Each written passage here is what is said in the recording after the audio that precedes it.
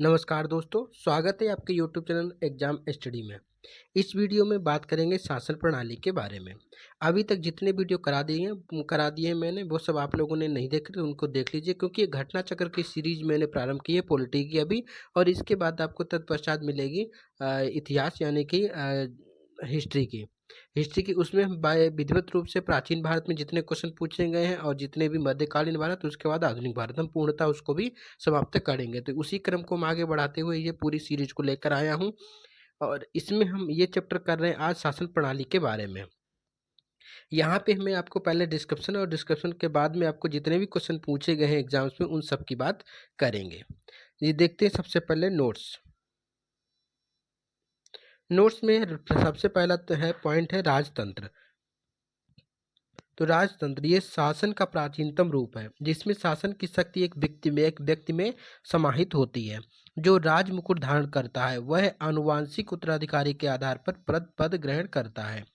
कुलीन तंत्र क्या होता है? इसे अरिस्टोक्रेसी भी कहा जाता है और यह शासन का वह स्वरूप है जिसमें राजनीतिक सत्ता थोड़े से लोगों में निहित होती है। तो थोड़े से लोगों में जो राजनीतिक सत्ता जो है थोड़े से लोगों में निहित होती है उसे कुलीन तंत्र कहते हैं।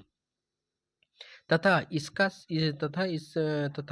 वही इसका प्रयोग करते हैं। नेक्स्ट है कि तानाशाही। तानाशाही क्या बोलते हैं?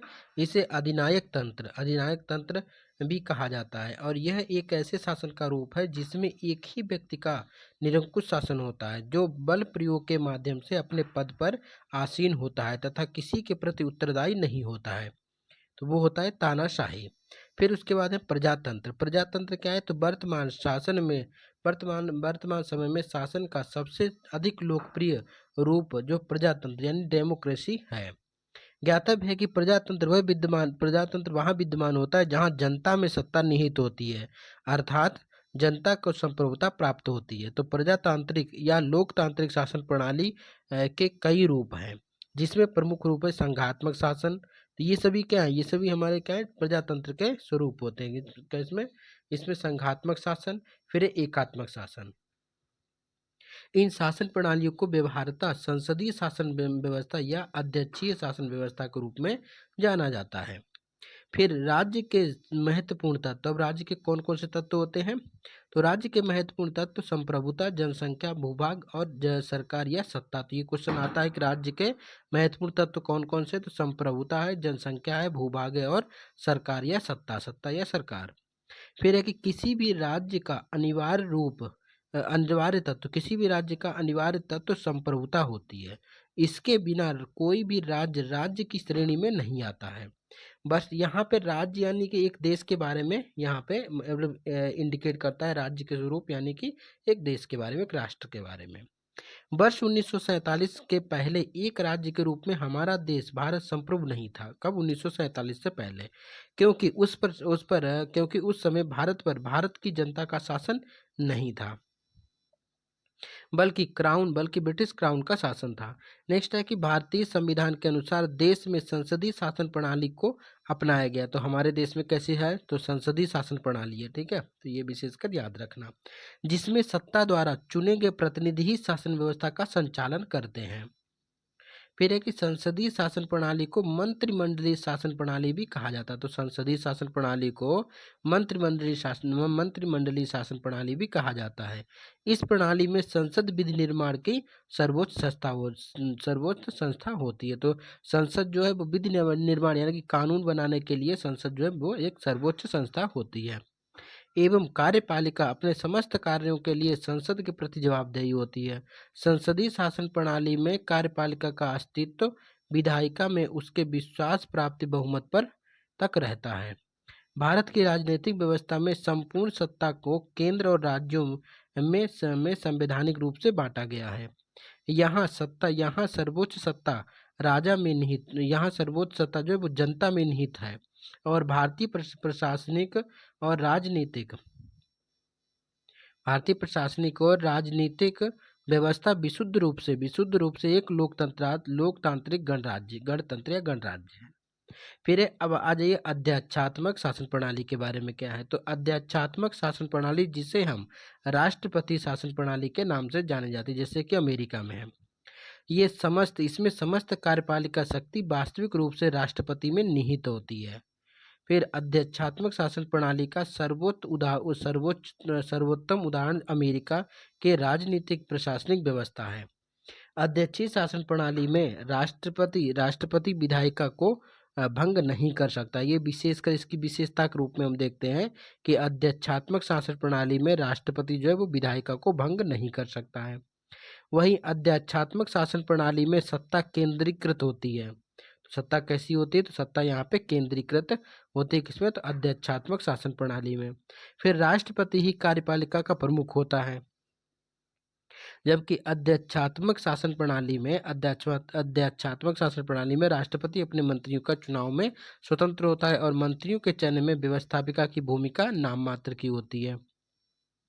फिर है कि भारतीय संविधान की प्रस्तावना में प्रयुक्त वाक्य हम भारत के लोग, यह स्पष्ट है कि भारत में सत्ता का एकमात्र स्रोत जनता है। तो ये क्वेश्चन पूछा जाता है कि भारत में सत्ता का एकमात्र स्रोत क्या है? तो जनता है, जो प्रतिनिधियों का निर्वाचन सत्ता संचालन हेतु करती है। अतः भारतीय लोकतंत्र में जनप्रतिनिधियों को जनता के सेवक का दर्जा प्राप्त है। भारतीय संविधान में संघ और राज्यों की शक्तियों को संविधान में स्पष्टतः विभाजित किया गया है, इसलिए भारतीय संविधान को परिसंघीय भी कहा जाता है। फिर ये ब्रिटिश संसद, तो ब्रिटिश संसद को संसदों की रानी कहा जाता है। तो क्वेश्चन आता है कि संसदों की रानी किसको कहते हैं? तो ब्रिटिश संसद को। ब्रिटिश में परंपराओं के अनुरूप आवश्यक कानून बनते हुए प्रशासनिक व्यवस्था का संचालन किया जाता है। क्योंकि ब्रिटेन में लिखित संविधान का अस्तित्व नहीं है। ये चीज विशेषकर याद रखना कि ब्रिटेन में लिखित संविधान का अस्तित्व नहीं है। और भारतीय संविधान में यहाँ देखिए, भारतीय संविधान में एकात्मक शासन के प्रमुख लक्षणों में राज्यपाल का पद, अखिल भारतीय सेवाएं, एकल नागरिकता, आपातकाल प्रावधान और राज्यसभा में असमान प्रतिनिधित्व शामिल है। तो ये सभी क्या है? ये सभी है एकात्मक शासन व्यवस्था जो है, इसके लक्षण क्या है? तो राज्यपाल का पद, फिर अखिल भारतीय सेवाएं, फिर एकल नागरिकता और आपातकालीन प्रावधान तथा राज्यसभा में असमान प्रतिनिधित्व शामिल है। तो ये सभी एकात्मक व्यवस्था को उसकी विशेषता को बताते हैं, एकात्मक व्यवस्था को। फिर भारत एक गणतंत्र है। इसका आशय यह है कि भारतीय राजनीतिक या प्रशासनिक व्यवस्था के सर्वोच्च पद यानी राष्ट्रपति पर निर्वाचित व्यक्ति आसीन होता है। तो इसीलिए क्या है? ये गणतंत्र है। फिर है कि भारतीय संविधान में संघात्मक एवं एकात्मक दोनों व्यवस्थाओं के तत्व पाए जाते हैं। तो भारतीय संविधान में संघात्मक भी है और कुछ मामलों में एकात्मक भी है। तो वो एकात्मक के मामले मैंने क्या देखे यहाँ पे? तो यहाँ पे देखे कि राज्यपाल का पद हो गया, अखिल भारतीय सेवाएं, एकल नागरिकता, आपातकाल प्रावधान और राज्यसभा में असमान प्रतिनिधित्व। ये एकात्मक शासन के प्रमुख लक्षण के रूप में देखे जाते हैं। तो भारतीय संविधान कैसा है? संघात्मक भी है और एकात्मक, दोनों व्यवस्थाओं पर के तत्व पाए जाते हैं। परंतु भारतीय संविधान मूलतः संघात्मक है। क्या है? संघात्मक है। वहीं केसी वियर ने भारत को अर्ध संघात्मक राज्य कहा। तो ये कथन पूछा जाता है किसके अनुसार भारत को अर्ध संघात्मक कहा गया? तो केसी वियर के अनुसार। उसके बाद जी ऑस्टिन ने भारतीय संविधान को सहकारी संघवाद कहा। तो जी ऑस्टिन ने क्या कहा? तो जी ऑस्टिन ने सहकारी संघवाद कहा और अर्ध संघात्मक कहा केसी वियर ने। नेक्स्ट है कि भारतीय संविधान अधिक कठोर और अधिक लचीले के मध्य एक संतुलन स्थापित करता है। यह कथन है केसी वियर का कि तो केसी वियर का एक और कथन है कि भारतीय संविधान अधिक कठोर और अधिक लचीले के मध्य एक संतुलन स्थापित करता है। फिर एक डॉक्टर बी आर अम्बेडकर के अनुसार संविधान को संघात्मकता के तंग ढांचे में नहीं ढाला गया। तो ये भी एक कथन है जो कि बी आर अम्बेडकर का है कि संविधान को संघात्मकता के तंग ढांचे में नहीं ढाला गया। अब देखते हैं जो क्वेश्चन पूछेंगे उनके बारे में विस्तृत रूप से यहाँ पे देखते हुए चलते हैं। देखिए, प्रश्न पहला है कि निम्नलिखित में से कौन सा राज्य शब्द को सर्वोत्तम परिभाषित करता है। अब आपके सामने कथन 4 है कि इनमें से आपको बताना है कौन सा राज्य की परिभाषा को बताता है। अब यहाँ पे मैं केवल आंसर आपको पढ़ देता हूँ। देखिए, इसका सिर्फ पहला वाला सही, आप गलत वाला मत देखिए, सही वाला देख लीजिए, उससे आपको समझ में आ जाएगा। तो यहाँ पे क्या है राज्य, तो राज्य क्या है, तो व्यक्तियों का एक समूह जो बिना किसी बाह्य नियंत्रण के एक निश्चित भूभाग में स्थायी रूप से निवास करता है और जिसकी एक संगठित सरकार है, तो वो हो गया राज्य। तो राज्य क्या है, फिर से एक बार देख लो कि व्यक्तियों का एक समुदाय जो बिना किसी बाह्य नियंत्रण के एक निश्चित भूभाग में स्थायी रूप से निवास करता है और जिसकी एक संगठित सरकार है, तो वो हो गया राज्य की परिभाषा को परिभाषित करता है। अब इसका हम एक बार डिस्क्रिप्शन देख लेते हैं, तो यहाँ से आपको पूर्णतः समझ में आ जाएगा।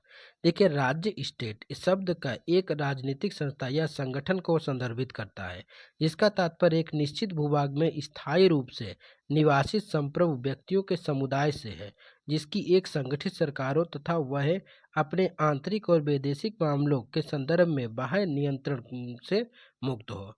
वस्तुतः राज्य के मूलभूत प्रमुख तत्व हैं, तो वस्तुतः राज्य के मूलभूत प्रमुख तत्व कौन कौन से हैं, व्यक्ति या जनसंख्या या अर्थात जनता, सरकार या सत्ता, फिर तीसरा एक निर्धारित सीमांकन या भूभाग, फिर चौथा है संप्रभुता अर्थात वह अपने घरेलू और बाह्य निर्णयन के संदर्भ में स्वतंत्र हो।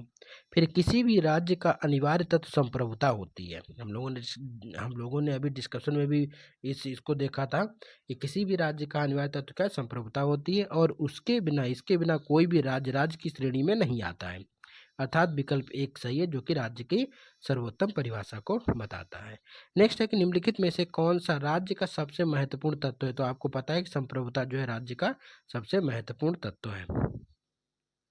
राज्य के चार आवश्यक तत्व हैं, जनसंख्या, भूभाग, सरकार और संप्रभुता। ये राज्य के इन चारों तत्वों में संप्रभुता सबसे महत्वपूर्ण तत्व है। संप्रभुता के बिना कोई राज्य अन्य तीनों के होते हुए भी अंतरराष्ट्रीय दृष्टि से राज्य नहीं कहा जाता है।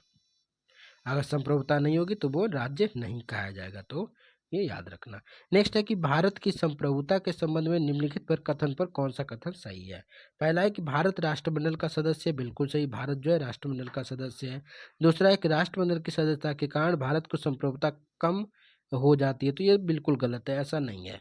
ठीक है, तो राष्ट्रमंडल की सदस्यता के कारण भारत की संप्रभुता कम हो जाती है, बिल्कुल गलत। अगर हम कल को चाहें राष्ट्रमंडल से हट भी सकते हैं, ये भी हमारे पास अधिकार है। तो इसीलिए क्या है, भारत एक राष्ट्रमंडल का सदस्य है, ये अपनी इच्छा अनुसार है। ठीक है, ऐसा तो इसीलिए इसका कथन एक जो है वो सही है। देखिए, डिस्कशन में देख लेते हैं कि भारत एक राष्ट्रमंडल का सदस्य है, लेकिन इसका कारण भारत की संप्रभुता कम नहीं होती। राष्ट्रमंडल वास्तव में कोई वैधानिक संगठन नहीं है, बल्कि इसके सदस्यों के पारस्परिक सहयोग व सद्भावना पर आधारित संगठन है। राष्ट्रमंडल के सभी सदस्य राष्ट्र स्वतंत्र और समान है तथा ब्रिटिश साम्राज्य के प्रति निष्ठा जैसी कोई शर्त आवश्यकता नहीं है। ठीक है, नेक्स्ट है क्वेश्चन कि भारतीय संविधान में किस प्रकार के शासन प्रणाली की व्यवस्था है। तो भारत में कैसी, तो संघात्मक शासन प्रणाली है। शासन प्रणाली के सामान्यतः दो पद्धतियां होती हैं, संघात्मक एक अध्यात्मक। भारत में ग्रेट ब्रिटेन के अनुसरण करते हुए संघात्मक शासन व्यवस्था अपनाया गया है। कहाँ से, तो ग्रेट ब्रिटेन यानी ब्रिटेन का अनुसरण करते हुए हम लोगों ने संघात्मक या संघात्मक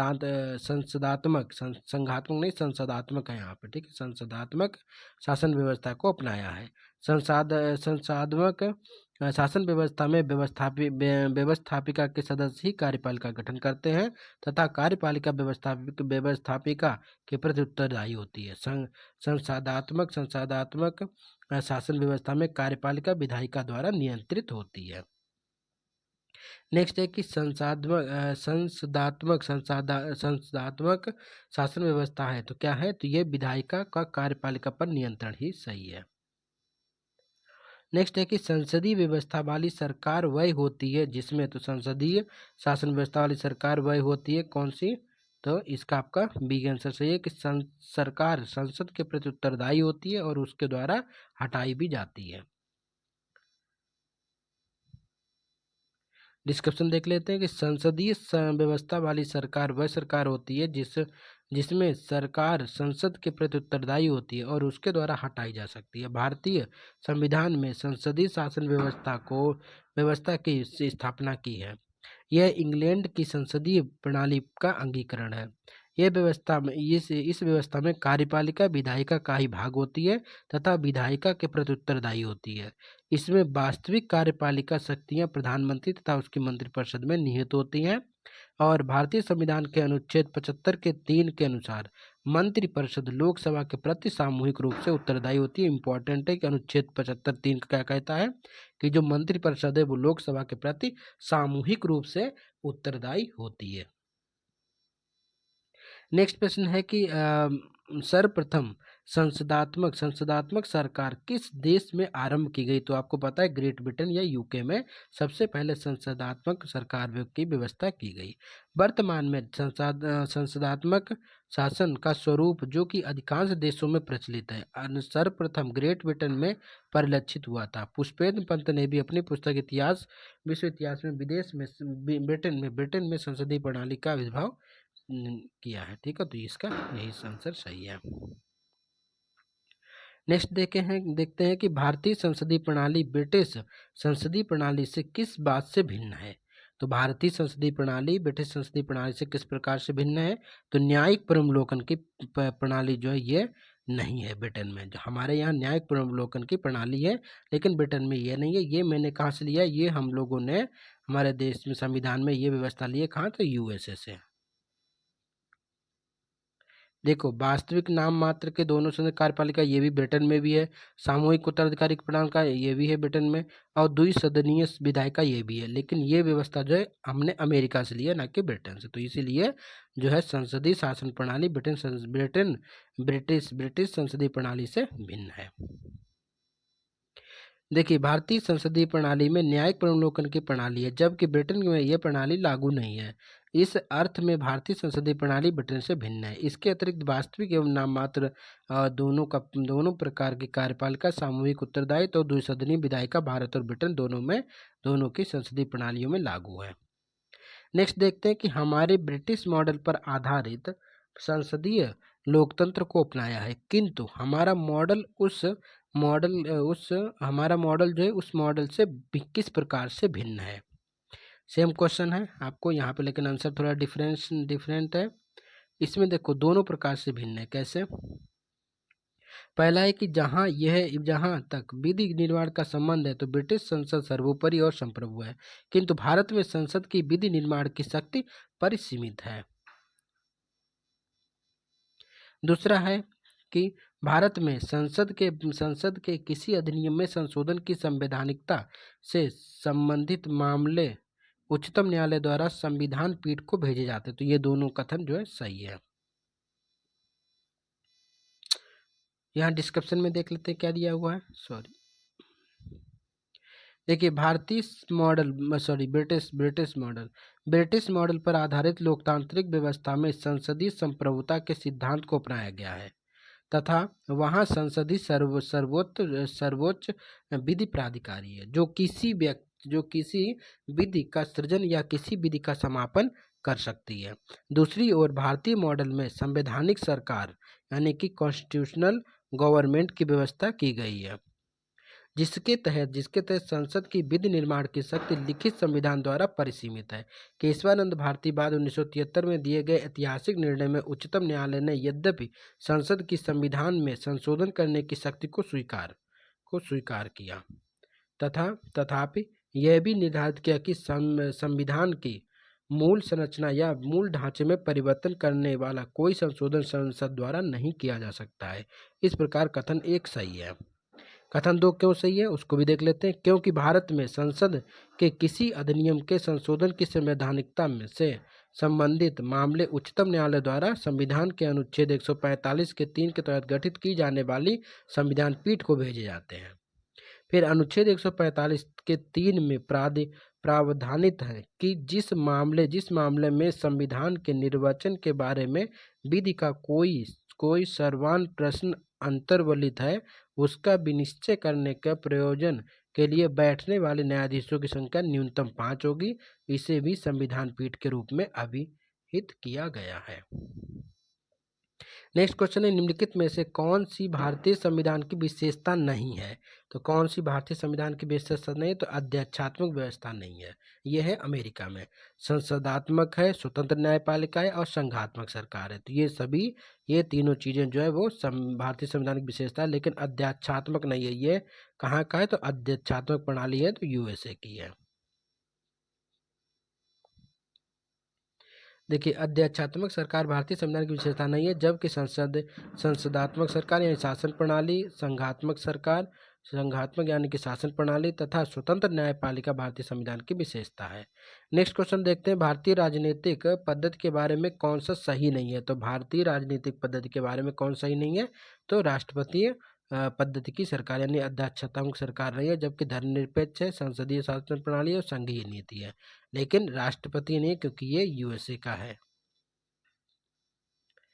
नेक्स्ट क्वेश्चन की ओर बढ़ते हैं। इससे पहले एक्सप्लेनेशन देख लेते हैं कि भारत में राष्ट्रपति पद्धति नहीं है, बल्कि संसदीय प्रणाली पद्धति की सरकार है तथा जहां राष्ट्रपति शासन का औपचारिक प्रमुख मात्र है। भारतीय संविधान संसदीय लोकतंत्र की व्यवस्था करता है तथा इसमें धर्मनिरपेक्ष राज्य या संघीय प्रणाली को अपनाया गया है।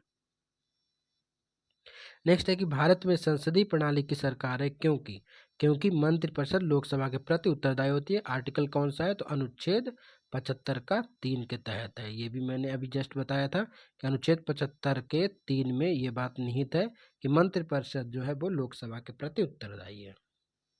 डिस्क्रिप्शन देख लेते हैं कि भारत में संघीय प्रणाली की सरकार है क्योंकि मंत्रिपरिषद लोकसभा के प्रति उत्तरदायी है। अनुच्छेद 75 के 3 में संसदीय शासन प्रणाली को मंत्रिमंडलीय व्यवस्था भी कहा जाता है। इस शासन व्यवस्था में संसद विधि निर्माण की सर्वोच्च संस्था होती है तथा कार्यपालिका अपने सभी कार्यों के लिए संसद के प्रति उत्तरदायी होती है। कार्यपालिका के सदस्य संसद के सदस्य होते हैं और कार्यपालिका समय तभी तक सत्तारूढ़ या कार्यरत रहती है जब तक उसे संसद या लोकसभा में विश्वास प्राप्त है। नेक्स्ट क्वेश्चन देखते हैं कि संसदीय स्वरूप के शासन का प्रमुख लाभ है।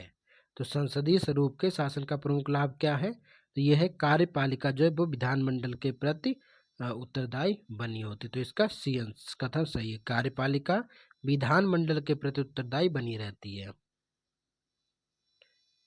नेक्स्ट प्रश्न देखते हैं कि भारत के संदर्भ में संसदीय शासन प्रणाली में निम्नलिखित में से कौन से सिद्धांत संस्थागत में निहित हैं? तो क्या है कि भारतीय संदर्भ में या भारत के संदर्भ में संसदीय शासन प्रणाली में निम्नलिखित में से कौन से सिद्धांत संस्थागत निहित हैं? तो इसका पहला एक मंत्रिमंडलीय के सदस्य संसद के सदस्य होते हैं, सही है। दूसरा है कि जब तक मंत्री को संसद में विश्वास प्राप्त रहता है तब तक ही वे अपने पद पर बने रहते हैं, ये भी सही है। तीसरा है कि राज्य का अध्यक्ष ही मंत्रिमंडल का अध्यक्ष होता है, तो ये आपका गलत हो गया, ठीक, ये गलत है। तो 1 और 2 इसका आंसर सही हो जाएगा। देखिए, अनुच्छेद 75 के 5 में उल्लिखित है कि मंत्री बिना संसद सदस्य बने 6 माह से अधिक पद पर नहीं रहेगा। अर्थात मंत्रिमंडल के सदस्य संसद के सदस्य होते हैं। मंत्रिमंडल सामूहिक रूप से लोकसभा के प्रति उत्तरदायी होती है, जो कि अनुच्छेद 75 के 3 में है। और 75(5) में क्या है? 75(5) में है कि मंत्री जो है बिना सदस्य बने 6 माह से अधिक अपने पद पर नहीं रह सकते, 6 माह से अधिक नहीं रह सकते। यह प्रावधान 75 के 5 में है। तो वही 75 के 3 में क्या है कि मंत्रिपरिषद सामूहिक रूप से लोकसभा के प्रति उत्तरदायी होती है। इसलिए कथन 2 भी सही है, क्योंकि लोकसभा संसद का भाग है। अब भारत में राज्य या राष्ट्र का अध्यक्ष राष्ट्रपति होता है, जबकि मंत्रिमंडल का अध्यक्ष प्रधानमंत्री होता है। नेक्स्ट है कि भारत की सरकार की संसदीय व्यवस्था के विषय में निम्नलिखित में से कौन सा सही है? तो कौन सा सही है? तो आपके सामने कथन यहाँ पे दिए हुए हैं। इसका आंसर हो जाएगा उपयुक्त में से कोई नहीं, एक से अधिक। अब कैसे होगा देखिए, इसके आपको मिल जाएंगे कथन 2 सही है। देखिए, पहला है कि विधायिका न्यायपालिका के प्रति जवाबदेह है, गलत। विधायिका जो कार्यपालिका के प्रति जवाबदेह है, सही। विधायिका तथा कार्यपालिका दोनों स्वतंत्र हैं, ये भी सही। एक मिनट देख लेते हैं इसका डिस्क्रिप्शन में क्या है। देखिए, भारतीय शासन प्रणाली में सामान्यतः दो प्रकार की प्रणाली है, पद्धति है। एक है संसदीय, एक है अध्यक्षीय। भारत में ग्रेट ब्रिटेन के अनुसरण करते हुए संसदीय शासन व्यवस्था को अपनाया गया है। संसदीय शासन व्यवस्था में व्यवस्थापिका या विधायिका के सदस्य ही कार्यपालिका का गठन करते हैं तथा कार्यपालिका व्यवस्थापिका के प्रति उत्तरदायी है। कौन सा कथन सही हो गया? कार्यपालिका जो है वो व्यवस्थापिका के प्रति उत्तरदायी है। यहाँ पे कोई भी कथन नहीं, कार्यपालिका नहीं होगा। ये आंसर इसलिए कोई नहीं होगा इसमें से, क्योंकि सभी गलत लग रहे हैं यहाँ पे। तो एक तो ये हो गया कि आप लोग याद रखिए, संसदीय शासन व्यवस्था में व्यवस्थापिका के सदस्य ही कार्यपालिका का गठन करते हैं तथा कार्यपालिका जो है व्यवस्थापिका के प्रति उत्तरदायी होती है। संसदात्मक शासन व्यवस्था में कार्यपालिका विधायिका द्वारा नियंत्रित होती है, स्वतंत्र नहीं रहती है, दोनों नियंत्रित होती हैं। तथा न्यायपालिका कार्यपालिका और विधायिका के कार्यों को न्यायिक समीक्षा कर सकती है और राष्ट्रपति का न्यायपालिका के प्रति जवाबदेह नहीं होता है। तो इसलिए कथन ई सही है, इसमें से कोई भी कथन आपका सही नहीं था, इसीलिए ये ऑप्शन इसने लिया था। नेक्स्ट देखते हैं निम्नलिखित कथनों पर। निम्नलिखित कथनों में से उस एक को चुनिए जो मंत्रिमंडलीय स्वरूप में सरकार के अंतर्निहित सिद्धांत को अभिव्यक्त करता है। तो इसका आंसर आपका सी वाला सही हो जाएगा। सी में देखते हैं क्या है कि सरकार के जनता के प्रति सामूहिक रूप से सुनिश्चित करने के लिए संसदीय लोकतंत्र की क्रिया विधि। तो ये आपका सही हो जाएगा। डिस्क्रिप्शन देख लेते हैं कि संसदीय शासन प्रणाली को मंत्रिमंडलीय शासन प्रणाली या उत्तरदायी शासन प्रणाली के रूप नाम से भी संबोधित किया जाता है। इसमें सरकार लोकसभा के प्रति उत्तरदायी होती है। लोकसभा सदस्यों का निर्वाचन जनता द्वारा प्रत्यक्ष रूप से किया जाता है। अतः सरकार की जनता के प्रति सामूहिक उत्तरदायित्व को सुनिश्चित करना ही मंत्रिमंडलीय सरकार या संसदीय सरकार का अंतर्निहित सिद्धांत है। नेक्स्ट क्वेश्चन है कि राष्ट्रपति पद्धति में समस्त कार्यपालिका की शक्ति या निहित है। तो किसमें है? तो राष्ट्रपति में। राष्ट्रपति शासन प्रणाली में समस्त कार्यपालिका शक्तियां राष्ट्रपति में निहित होती हैं तथा इनका प्रयोग वह विधायिका के पृथक और स्वतंत्र रूप से स्वयं या अपने द्वारा चयनित नियंत्रण के माध्यम से करती है। क्वेश्चन नंबर 19 है। क्वेश्चन नंबर 19 क्या है कि निम्नलिखित कथनों पर विचार कीजिए। पहला है कि भारत एक लोकतांत्रिक राज्य व्यवस्था वाला राज्य व्यवस्था है। तो भारत एक लोकतांत्रिक राज्य व्यवस्था है, तो सही है। सेकेंड है कि भारत एक प्रभुत्व संपन्न राज्य है, तो ये भी बात सही है। दूसरा है कि भारत में लोकतांत्रिक समाज है, तो ये भी सही है। और चौथा है कि भारत एक कल्याणकारी राज्य है, तो ये भी आपका कथन जो है सही है। तो इसमें से ये चारों ऑप्शन जो है जो कि भारत के बारे में उपरोक्त कथन सही है। क्या कि भारत एक लोकतांत्रिक राज्य व्यवस्था है, भारत एक प्रभुत्व संपन्न राज्य है, भारत में लोकतांत्रिक समाज है और भारत एक कल्याणकारी जो है वो राज्य है। तो ये सभी सही है। डिस्क्रिप्शन देख लेते हैं। भारतीय संविधान के तहत भारत में एक लोकतांत्रिक राज्य व्यवस्था है तथा यह एक प्रभुत्व सत्ता संपन्न राज्य है और नीति निर्देशक तत्वों के द्वारा संविधान निर्माताओं ने कल्याणकारी राज्य की संकल्पना को भी अभिव्यक्त किया है। साथ ही भारतीय समाज को लोकतांत्रिक माना जा सकता है। नेक्स्ट प्रश्न देखते हैं। प्रश्न नंबर 20। प्रश्न नंबर 20 एक निम्नलिखित में से कौन सी विशेषता भारतीय राजतंत्र की नहीं है। तो इनमें से कौन सी व्यवस्था है जो कि भारतीय राजतंत्र की नहीं है। तो देखो, एक संविधान संगत सरकार ये है, दूसरा लोकतांत्रिक सरकार है, विधि का शासन है, लेकिन सत्तावादी सरकार ये भारतीय राजतंत्र की व्यवस्था के अंतर्गत नहीं आता है। एक्सप्लेनेशन देख लेते हैं कि भारतीय शासन प्रणाली में शासन का संचालन संविधान के प्रावधानों के अनुरूप होता है। भारत में विधि का शासन है, यहाँ गणराज्य है ना कि राजतंत्र। यहाँ पे गणतंत्र है ना कि राजतंत्र। प्रत्येक 5 वर्ष के उपरांत जनता अपने प्रतिनिधियों का निर्वाचन कर संविधान संगत लोकतांत्रिक सरकार का गठन करती है। तो यहाँ सत्ताधारी सरकार या सत्तावादी सरकार नहीं है। नेक्स्ट प्रश्न देखते हैं। केंद्र सरकार और राज्य सरकारों को प्राधिकार प्राप्त होता है, तो कहाँ से? भारतीय संविधान से। केंद्र सरकार और राज्य सरकारों को प्राधिकार प्राप्त होता है कहाँ से? तो भारतीय संविधान से। नेक्स्ट प्रश्न है कि केंद्र सरकार और राज्य सरकार के प्राधिकार का स्रोत भारत का संविधान है। संघीय शासन प्रणाली के अनुरूप केंद्र और राज्यों के मध्य विधायी, प्रशासनिक और आर्थिक शक्तियों का विभाजन भारतीय संविधान में किया गया है। नेक्स्ट प्रश्न देखते हैं कि संवैधानिक सरकार का आशय क्या है? तो संवैधानिक सरकार का आशय क्या है कि तो संवैधानिक सरकार का आशय कोई सरकार जो संविधान की सीमाओं से परिबद्ध हो यानी कि सीमित हो, वो क्या है? तो संविधान की सीमाओं में सीमित हो या परिबद्ध हो तो उसको बोलते हैं कोई भी संवैधानिक सरकार को। देखिए संविधानिक सरकार का आशय ऐसी सरकार से है जो कि संविधान की सीमाओं से परिबद्ध हो और संवैधानिक सरकार की शक्तियां संविधान के तहत परिसीमित हैं तथा सरकार अपने प्राधिकार या शक्तियों के प्रयोग में संविधान की मौलिक संरचना का उल्लंघन नहीं कर सकती। संवैधानिक सरकार की व्यवस्था में सरकार के प्राधिकार का स्रोत संविधान होता है। नेक्स्ट है कि कथन और कारण देखते हैं। कथन और कारण क्या है?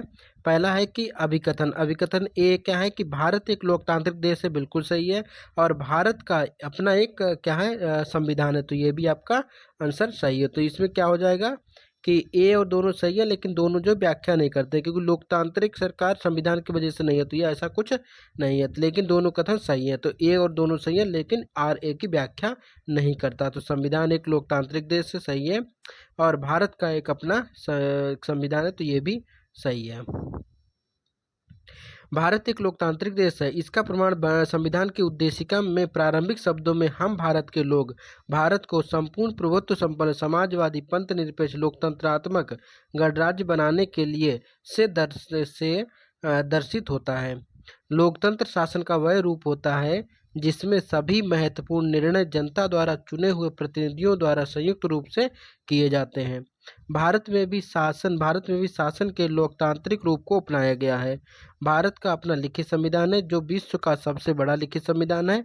अभिकथन ए और आर दोनों सही है किंतु आर ए की व्याख्या नहीं करता। नेक्स्ट है कि निम्न में से कौन सुशासन की विशेषता नहीं है? तो इनमें से कौन सुशासन की व्यवस्था नहीं है? तो लाल फीताशाही जो कि सुशासन की व्यवस्था को प्रदर्शित नहीं करता।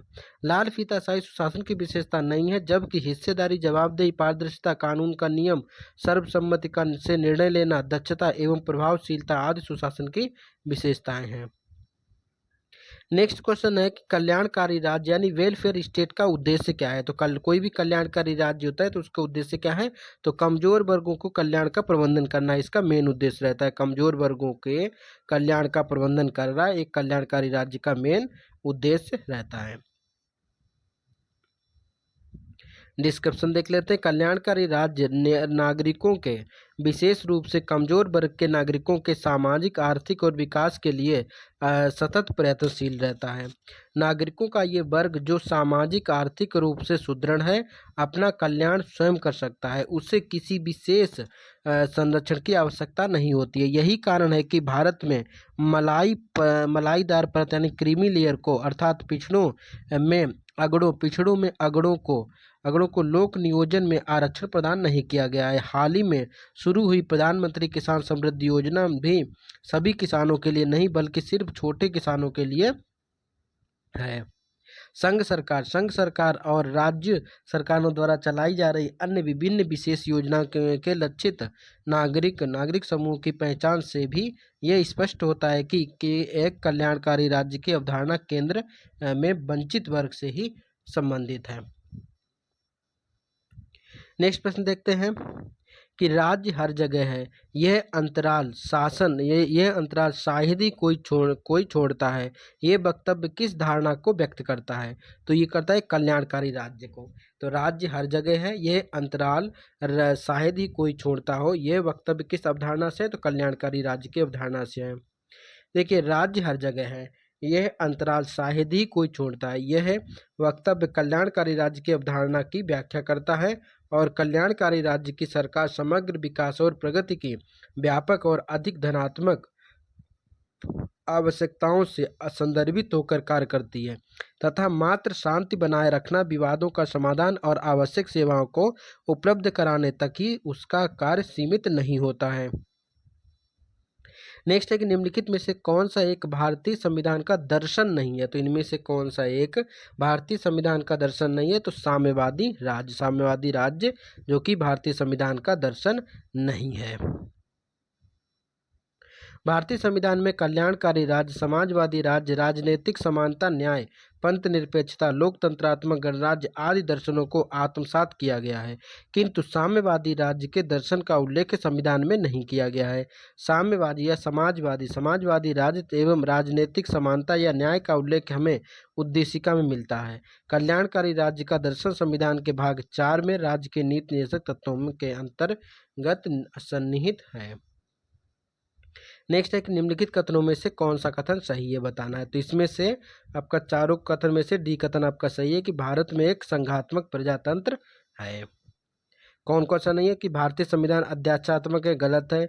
भारत एक नाम मात्र का राजतंत्र है, गलत है। भारत एक कुलीन तंत्र है, तो ये भी गलत है। लेकिन ये आपका बिल्कुल सही है कि भारत एक संसदात्मक प्रजातंत्र है। भारत में संसदात्मक प्रजातंत्र को अपनाया गया है। संसदात्मक प्रजातंत्र में शक्ति मूलतः जनता में निहित होती है। संसद में जनता के द्वारा चुने हुए प्रतिनिधि शासन सत्ता का संचालन करते हैं। नेक्स्ट है कि भारत में राजनीतिक सत्ता का प्रमुख स्रोत क्या है? तो राजनीतिक सत्ता का प्रमुख स्रोत क्या है? तो यह है जनता। देखिए, भारत में राजनीतिक सत्ता का प्रमुख स्रोत जो है जनता है, क्योंकि भारत का संविधान आरंभ होता है हम भारत के लोग से। साथ ही भारत एक लोकतंत्रात्मक राज्य है, अर्थात भारत में राज सत्ता जनता में निहित है और जनता को अपने प्रतिनिधि निर्वाचित करने का अधिकार है, जो जनता के स्वामी न होकर उसके सेवक हैं। नेक्स्ट है कि निम्नांकित में से कौन एक अध्यात्मात्मक शासन प्रणाली का आधारभूत तत्व है? तो अध्यात्मात्मक शासन प्रणाली का सबसे बड़ा आधारभूत तत्व है एकल कार्यपालिका। देखिए, अध्यात्मात्मक शासन प्रणाली का आधारभूत तत्व है एकल कार्यपालिका और जिसमें सत्ता केंद्रीकृत होती है। नेक्स्ट है कि निम्नलिखित में से कौन सा कथन सही है? अध्यात्मात्मक शासन प्रणाली की विशेषता है। तो अध्यात्मात्मक शासन प्रणाली की कौन सी विशेषता है? तो ऊपर उन्नत सभी यानी कि कार्यकारिणी का प्रमुख राष्ट्रपति होता है, बिल्कुल सही। यानी कार्यपालिका का जो होता है वो कौन होता है? तो मेन प्रमुख राष्ट्रपति होता है। राष्ट्रपति अपने मंत्रिपरिषद का चयन स्वयं करता है, बिल्कुल सही है। तो ये सभी चीज क्या है? ये सब अध्यात्मात्मक शासन प्रणाली की विशेषताएं हैं। फिर एक राष्ट्रपति व्यवस्थापिका को भंग नहीं कर सकता है, तो ये भी कथन सही है। तो ये सभी चीजें अध्यक्षात्मक प्रणाली को दर्शाते हैं। अध्यक्षात्मक शासन प्रणाली की विशेषता है कि कार्यकारिणी का प्रमुख राष्ट्रपति होता है। राष्ट्रपति अपनी मंत्रिपरिषद का चयन स्वयं अपने विवेक से करता है तथा राष्ट्रपति व्यवस्थापिका संसद को भंग नहीं कर सकता है। अतः उपरोक्त तीनों कथन सही हैं। नेक्स्ट है कि अध्यक्षात्मक शासन का उदय सर्वप्रथम किस देश में हुआ? पार्लियामेंट्री सिस्टम या पार्लियामेंट्रल जो शासन या अध्यक्षात्मक शासन का उदय सर्वप्रथम कहाँ हुआ? तो संयुक्त राज्य अमेरिका यानी यूएसए में। अध्यक्षात्मक शासन व्यवस्था का उदय सर्वप्रथम संयुक्त राज्य अमेरिका में हुआ। इस शासन प्रणाली में प्रमुख कार्यकारी शक्ति राष्ट्रपति के पास होती है। वह लोगों द्वारा प्रत्यक्ष और अप्रत्यक्ष रूप से निश्चित अवधि के लिए चुना जाता है। इस शासन प्रणाली में कार्यपालिका विधायिका से पृथक होती है। ये चीज विशेषकर याद रखना कि क्या होता है कि शासन प्रणाली में कौन से? तो अध्यक्षात्मक शासन प्रणाली में कार्यपालिका विधायिका से पृथक होती है, लेकिन संसदात्मक प्रणाली में यानी कि जो इंडिया में है अपने यहाँ है तो इसमें क्या होता है? ये पृथक नहीं होती। तो ये विशेषकर इसमें अंतर भी याद रखना। नेक्स्ट प्रश्न है कि भारत में प्रजातंत्र इस तथ्य पर आधारित है। तो भारत में प्रजातंत्र किस तथ्य पर आधारित है? तो ये सी कि जनता को सरकार चुनने का तथा बदलने का अधिकार प्राप्त है। देखिए, डिस्क्रिप्शन देख लेते हैं कि भारत में प्रजातंत्र इस तथ्य पर आधारित है कि जनता को सरकारों को चुनने और बदलने का अधिकार है। अर्थात जनता अपने मतदान के अधिकार के द्वारा ही प्रतिनिधियों का चुनाव करती है और ये प्रतिनिधि ही शासन सत्ता का संचालन करते हैं। जब ये प्रतिनिधि जनता के कल्याण एवं शासन सत्ता का संचालन सही या उचित तरीके से नहीं करते, तब जनता चुनाव के द्वारा या समय समय पर चुनाव होते रहते हैं, उसके माध्यम से सत्तारूढ़ दल सरकार को पराजित कर हटा देता है। नेक्स्ट है कि लोकतंत्र का उत्कृष्ट गुण यह है कि वह क्रियाशील बनाता है किसको? तो साधारण पुरुषों और महिलाओं की बुद्धि के और चरित्र को। तो लोकतंत्र का उत्कृष्ट गुण यह है कि वह क्रियाशील बनाता है साधारण पुरुष तथा महिलाओं की बुद्धि और चरित्र को। डिस्क्रिप्शन देख लेते हैं कि लोकतंत्र का उत्कृष्ट गुण यह है कि वह साधारण पुरुषों और महिलाओं की बुद्धि और चरित्र को क्रियाशील बनाता है। लोकतंत्र में सामान्य नागरिकों की समुदाय में पर्याप्त भागीदारी की अपेक्षा होती है। एक अच्छे नागरिक की सक्रिय भागीदारी स्वस्थ समाज के निर्माण के लिए महत्वपूर्ण है। चूंकि लोकतंत्र को अच्छे नागरिक की जरूरत होती है, इसलिए वह अच्छे व्यक्ति का विकास करता है। और लोकतांत्रिक नागरिकता एक बौद्धिक कार्य है जिसमें आम लोगों को राजनीतिक मुद्दों तथा और उम्मीदवारों के बारे में निरंतर निर्णय लेने की जरूरत होती है। इन निर्णयों के लिए नागरिक एक दूसरे से बात करते हैं और एक दूसरे से सीखते हैं और अपनी बुद्धि को विकसित करते हैं। नेक्स्ट प्रश्न है कि भारत एक गणराज्य है, इसका अर्थ क्या है? तो इसका अर्थ है कि भारत में वंशानुगत शासन नहीं है। तो ये इसका सबसे बड़ा अर्थ है कि भारत में जो है वंशानुगत शासन नहीं है, इसीलिए भारत एक गणतंत्र है। देखिए, गणतंत्र का आशय है कि राष्ट्र का प्रधान निर्वाचित प्रत्यक्ष अथवा अप्रत्यक्ष होता है, ये वंशानुगत नहीं होता है। भारत में राष्ट्र का प्रधान अर्थात राष्ट्रपति निर्वाचित होता है। इस प्रकार भारत एक गणतंत्र है। नेक्स्ट प्रश्न है कि भारत एक गणतंत्र है, इसमें अंतर्निहित है। तो इसमें क्या है? तो राज्य का अध्यक्ष जो है निर्वाचित होता है, ना कि वंशानुगत।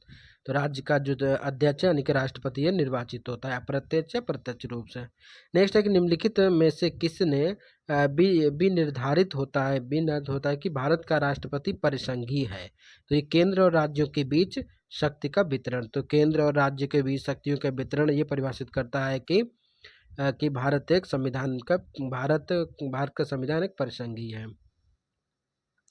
कोई राज्य संघात्मक या एकात्मक ये संविधान द्वारा संघ एवं राज्यों के मध्य शक्तियों के विभाजन के आधार पर जाना जाता है। यदि संघ और राज्यों के मध्य शक्तियों का विभाजन है तो उस राज्य को संघीय राज्य कहा जाता है। और वहीं राज्य का संविधान परिसंघीय है, क्योंकि केंद्र और राज्यों के बीच शक्तियों का वितरण किया गया। तो इसीलिए ये क्या है, परिसंघीय के रूप में देखा जाता है। नेक्स्ट है कि भारत का संविधान कैसा है? तो ना तो कठोर है ना तो लचीला है। ना तो कठोर है ना तो लचीला है। देखिए, भारतीय संविधान को कठोर और नम्य मतलब लचीला, नम्य का मिश्रण माना जाता है। अतः यह अंशतः कठोर और अंशतः लचीला संविधान है।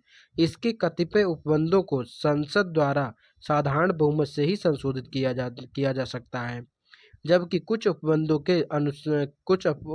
के संशोधन के लिए अनुच्छेद 368 के अधीन 2/3 बहुमत की आवश्यकता होती है।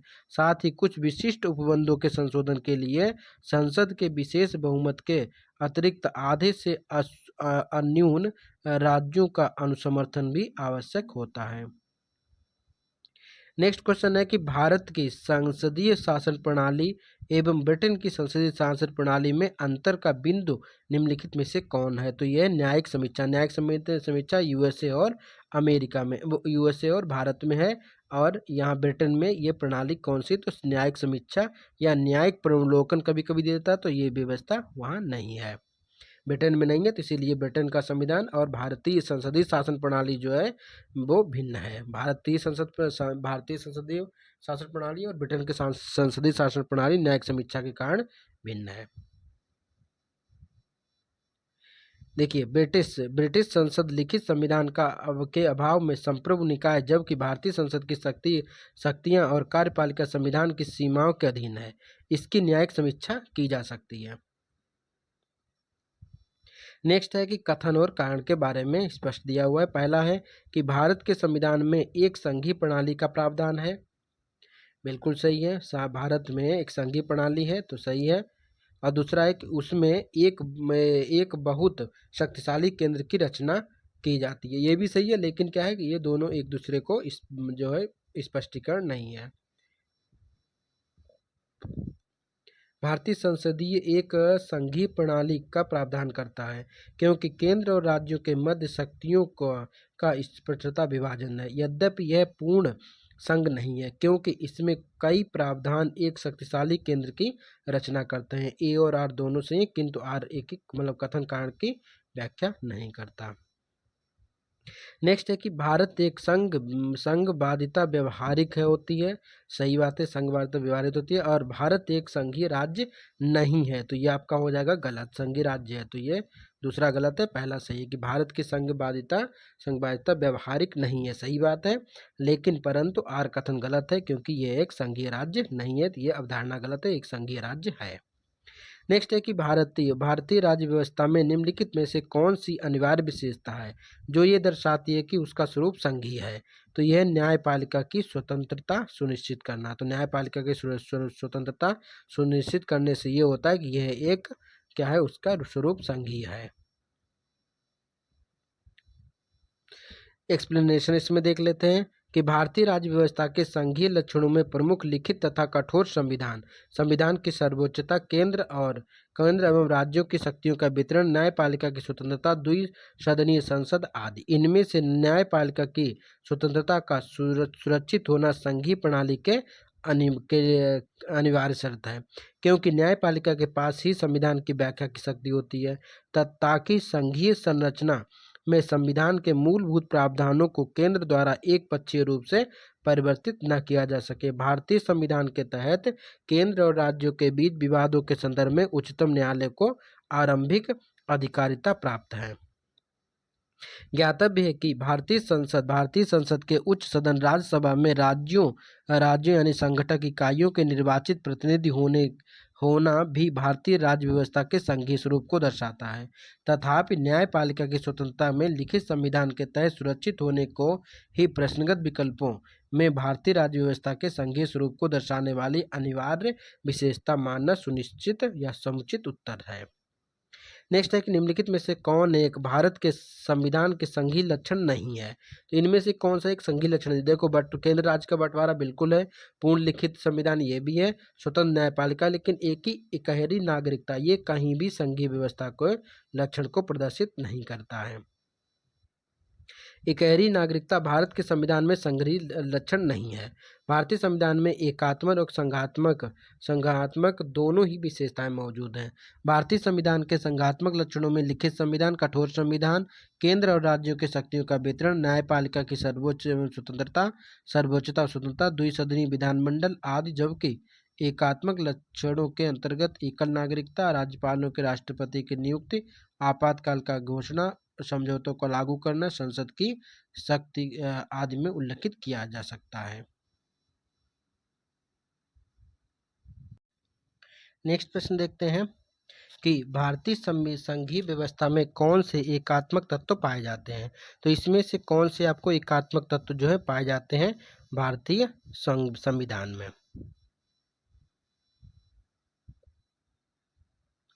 इसमें देख लेते हैं कौन से तत्व पाए जाते हैं। लिखित संविधान नहीं, तो इसमें एकात्मक तत्व के बारे में देख लेते हैं कौन कौन से तत्व एकात्मक है। इसमें से आपका डी आंसर सही होगा कि चौथा, छठा और सातवां। चौथा, छठा और सातवां जो कि एकात्मक। चौथा, राज्यपाल की नियुक्ति बिल्कुल एकात्मक है। छठा हो गया अपने राज्य विधेयकों पर राष्ट्रपति की स्वीकृत एकात्मक व्यवस्था है। और सातवां आपका संवैधानिक संकट, तो ये भी आपका क्या है, यानी आपातकालीन प्रावधान, ये भी एकात्मक स्वरूप को दर्शाते हैं। तो क्या राज्यपाल की नियुक्ति, राज्य विधेयकों को राष्ट्रपति की स्वीकृति और संवैधानिक संकट, ये सभी चीजें जो है वो मतलब 4, 6 और 7 जो है ये प्रावधान करते हैं, एकात्मक व्यवस्था को बताते हैं। डिस्क्रिप्शन देख लेते हैं, आपको स्पष्टता समझ में आ जाएगा। विकल्प डी उत्तर सही होगा। इसमें तत्वों में सही क्रम 4, 6 और 7 उल्लिखित है। उल्लिखित तत्व भारतीय परिसंघीय व्यवस्था को एकात्मक यानी यूनिटी या एलिमेंट या क्रम संख्या में 1, 2, 3 उल्लिखित सभी तत्व पर संघीय व्यवस्था के अनिवार्य तत्व हैं। क्रम संख्या 5 में उल्लिखित तत्व आप उसमें देख लेना ऊपर विकल्प में। यहाँ से देखिए कौन कौन से एकात्मक है। राज्यपालों की नियुक्ति तथा अन्य कर्तव्य उपबंध, राज्यों में संवैधानिक तंत्र की विफलता संबंधी उपबंध, अनुच्छेद 356-57 समवर्ती सूची के प्रमाणित विषयों पर संघ की अध्यारोपित विधायी शक्ति, अनुच्छेद 254 राज्यों के नाम और भूगोल राज्य क्षेत्र बदलने की संसद की शक्ति, अनुच्छेद 3-4 और राज्यों की कमजोर वित्तीय शक्तियां संविधान संशोधन में राज्यों की अपेक्षाकृत निर्बल भूमिका अनुच्छेद 368 अखिल भारतीय। नेक्स्ट है कि अखिल भारतीय सेवाओं संबंधी संवैधानिक व अन्य विधिक उपबंध राज्यसभा में राज्यों का असमान प्रतिनिधित्व और संविधान और संबंधित राज्य का हित सुनिश्चित करने में राज्यसभा की कमजोर भूमिका जैसे संवैधानिक लक्षण हमारी राज्य व्यवस्था के एकात्मक तत्व हैं, जिनके कारण हमारा संविधान पूर्ववर्ती परिसंघीय संविधानों से सुभिन्न हो जाता है। नेक्स्ट क्वेश्चन है, इनमें से कौन सा भारतीय संघीय व्यवस्था में एकात्मक तत्व है। फिर वही क्वेश्चन है, देखिए एक तो राज्यपालों के एकात्मक तत्व कौन कौन से, उनको भी देख लेते हैं। इसमें बी ऑप्शन सही है। दूसरा राज्यपालों की नियुक्ति, तीसरा राज्यसभा में असमान प्रतिनिधित्व, और तीसरा आपका हो गया न्यायिक पुरमलोक। बी आंसर सही है। हाँ, एक हो गया आपका अखिल भारतीय सेवाएं भी पढ़ा, अखिल भारतीय राज्यपाल की नियुक्ति, राज्यसभा में असमान प्रतिनिधित्व, और ये चीजें हो गई आपकी कौन सी, एकात्मक व्यवस्था को अपनाते। नेक्स्ट है कि भारत में संघीय व्यवस्था से संबंधित निम्न कथनों में कौन सा कथन सही है।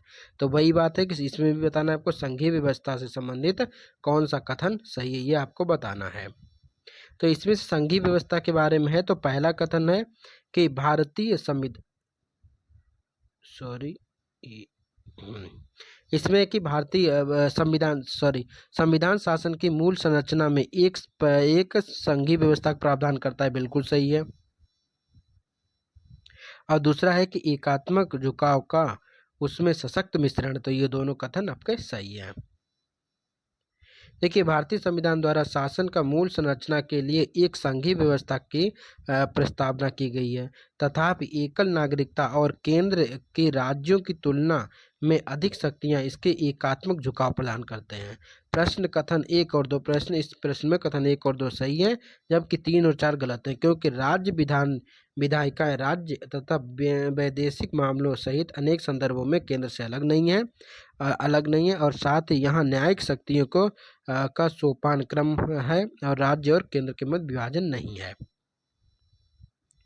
नेक्स्ट क्वेश्चन है कि भारत का राष्ट्रपति परोक्षता निर्वाचित होता है, बिल्कुल होता है। परोक्षता मतलब कि प्रत्यक्ष अप्रत्यक्ष रूप से निर्वाचित होता है, सही बात है। और भारत में संघीय शासन प्रणाली को गणतंत्रात्मक के साथ जोड़ा जाता है, ये कथन और कारण दोनों सही है, और इसका स्पष्टीकरण भी कर रहे हैं। भारत का राष्ट्रपति परोक्षता यानी अप्रत्यक्ष रूप से निर्वाचित होता है। भारत की संसदीय प्रणाली को गणतंत्रवाद के साथ जोड़ा गया है, जिसमें कोई आनुवंशिक शासन नहीं होता है, तथा राज्य के सभी प्राधिकारी प्रत्यक्ष या अप्रत्यक्ष रूप से जनता द्वारा निर्वाचित होते हैं। इस प्रकार ए और आर दोनों सही है, और सही स्पष्टीकरण भी प्रस्तुत करते हैं। नेक्स्ट है कि आपके सामने नेक्स्ट कथन और कारण है। कथन क्या है कि राजनीतिक दल लोकतंत्र के जीवन रखते हैं, बिल्कुल सही। राजनीतिक दल जो है वो लोकतंत्र के जीवन रखते हैं, बिल्कुल सही है। और लोग खराब प्रशासन के लिए सामान्यतः राजनीतिक दलों को कोसते हैं, तो ये भी सही है, तो इसीलिए कोसते हैं। दोनों कारण और कथन और कारण भी आपका स्पष्ट है। क्या बोला कि राजनीतिक दल लोकतंत्र के जीवन रखते हैं, बिल्कुल सही, जीवन रखता है। और लोग खराब शासन के लिए सामान्यतः राजनीतिक दलों को ही कोसते हैं, तो ये भी आपका कारण भी इसका सही है। राजनीतिक दलों को लोकतंत्र का जीवंत रक्त कहा जाता है, क्योंकि राजनीतिक दल लोकतांत्रिक प्रणाली के अंतर्गत चुनाव में भागीदारी राज्य सरकार का निर्माण व नागरिकों के राजनीतिक सहभागिता का प्रशिक्षण और अवसर प्रदान करते हैं। ये भी सत्य है कि लोग खराब शासन के लिए सामान्यतः राजनीतिक दल को कोसते हैं, अतः प्रश्न में दिए गए कथन और कारण दोनों सही है। नेक्स्ट है कि भारत में दल विहीन प्रजातंत्र किसने प्रस्तावित गया था। तो राज्य में दल विहीन किसने कहा था, महात्मा गांधी और जयप्रकाश नारायण। महात्मा गांधी और जयप्रकाश नारायण की अवधारणा थी कि भारत में दल विहीन प्रजातंत्र की व्यवस्था होनी चाहिए। महात्मा गांधी और जयप्रकाश नारायण ने भारत में दल विहीन प्रजातंत्र का समर्थन किया। ये दलीय व्यवस्था के दोष के कारण दल विहीन लोकतंत्र के सहभागी लोकतंत्र के समर्थक थे। नेक्स्ट है कि कथन और कांड फिर से कि भारत की संघात्मक संगठनात्मक संरचना का मुख्य उद्देश्य इसकी बहुआयामी विविधताओं में से एक राष्ट्र का निर्माण करना और राष्ट्रीय एकता को संरक्षित करना था। बिल्कुल सही है। दूसरा है कि विविधताओं के समंजन से एक सशक्त न कि कमजोर भारतीय राष्ट्रीयता का निर्माण करना। तो ये दही सही है, लेकिन कथन और कांड दोनों सही है। कथन कांड दोनों व्याख्या नहीं करते। नेक्स्ट प्रश्न, हाँ, इसका डिस्क्रिप्शन देख लेते हैं कि भारतीय संविधान के अनुच्छेद 1 के तहत भारत राज्यों का संघ है, जिसमें वर्तमान में 28 राज्य, आठ जो है संघ राज्य क्षेत्र हैं। संघात्मक संरचना में शक्तियों का बंटवारा संघ तथा राज्यों के मध्य किया गया है। संघ को राज्यों की तुलना में अधिक शक्तियां प्रदान की गई हैं। भारत की संघात्मक संरचना का मुख्य उद्देश्य उसकी बहुआयामी विविधताओं में से एक राष्ट्र का निर्माण करना और राष्ट्रीय एकता को संरक्षित करना है, जिसके कारण विविधताओं के सामंजस्य में एक सशक्त भारतीय राष्ट्र का निर्माण हुआ है। और इस प्रकार प्रश्न और कारण दोनों सही है, लेकिन दोनों व्याख्या भी सही करते हैं। सही है दोनों।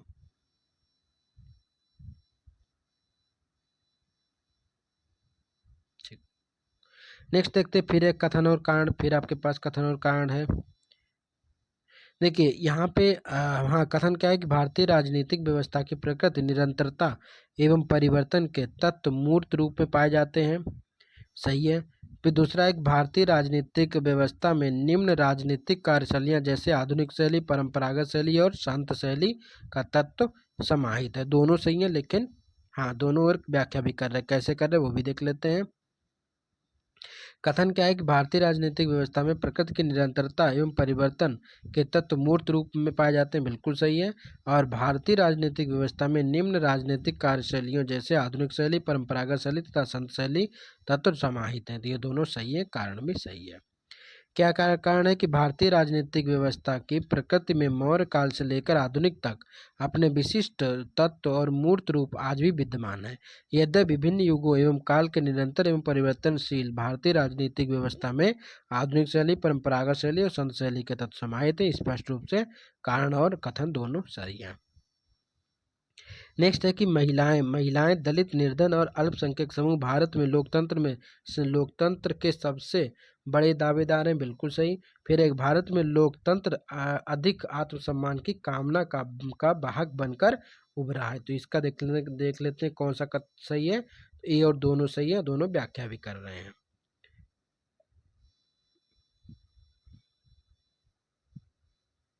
सॉरी, यहाँ पे हम कहाँ पे थे? हाँ, ठीक है। देखिए, महिलाएं, दलित, निर्धन और अल्पसंख्यक समूह भारत के लोकतंत्र के सबसे बड़े दावेदार हैं। बिल्कुल सही है, क्योंकि लोकतंत्र उनके व्यक्तिगत अधिकारों की रक्षा कर उनके आत्मसम्मान और गरिमा को बढ़ाता है। इस प्रकार ए और आ दोनों सही है, कारण कथन की व्याख्या भी कर रहा है। नेक्स्ट है कि भारतीय संविधान के बृहद होने का कारण क्या है। तो भारतीय संविधान के बृहद होने के कारण क्या है, इसमें स्टार लगा है, इसको हम डायरेक्टली देखते हैं एक्सप्लेनेशन से। भारत का संविधान विश्व का सबसे विस्तृत संविधान है। इसके बृहद होने कोई एक कारण नहीं है। मतलब बहुत से कारण हो सकते हैं होने के, तो इसलिए कोई एक कारण नहीं है। उपयुक्त दिए गए सभी कारणों से संविधान का स्वरूप बृहदाकार हो गया है। अतः विकल्प में कोई भी उत्तर सही नहीं है। नेक्स्ट क्वेश्चन है कि निम्नलिखित में से कौन सा कथन सत्य है। सत्य है कि पहला है कि संयुक्त राज्य अमेरिका में सरकार की संघीय प्रणाली है। हाँ, बिल्कुल सही है। भारत में की सरकार संघीय और एकात्मक प्रणाली दोनों प्रकार की प्रणाली है। तो वैसे तो एक भी सही है, लेकिन हम ज़्यादातर बोलते हैं संघीय। ठीक है। फिर फ्रांस में सरकार देख लेते, एक्सप्लेनेशन इसका देख लेते हैं। अमेरिका के संविधान में संघीय प्रणाली का स्पष्ट उल्लेख है। भारत के संविधान में भारत को राज्यों का संघ बताया गया है, किंतु संविधान के कतिपय प्रावधान राज्यों की अपेक्षा केंद्र को ज़्यादा शक्तिशाली बनाने पर जोर देते हैं। इससे कुछ विद्वान भारत के संविधान को संघात्मक एवं एकात्मक प्रणालियों का मिश्रण मानते हैं, किंतु भारतीय संविधान एकात्मक प्रणाली का लक्षण लिए हुए मूल रूप से संघीय है, किंतु ऐसा मानना ज़्यादा उचित है। नेक्स्ट प्रश्न देखते हैं कि निम्नलिखित में से कौन सी एक भारतीय संघ 55 नंबर को निम्नलिखित में से कौन सी एक भारतीय संघ राज्य पद्धति की विशेषता नहीं है पूछ रहा है। तब इसमें से कौन कौन सी विशेषता है? पहला है कि भारत में स्वतंत्र न्यायपालिका है, बिल्कुल सही है। फिर केंद्र और राज्य के बीच शक्तियों का विभाजन स्पष्ट रूप से है, बिल्कुल सही है। तीसरा, एक संघबद्ध होने वाली इकाइयों को राज्यसभा में असमान प्रतिनिधित्व प्राप्त है, ये भी सही है। तीनों सही है, लेकिन चौथा नहीं सही है। ये संघबद्ध होने वाली इकाइयों के बीच एक सहमति का परिणाम है, बिल्कुल गलत है ये।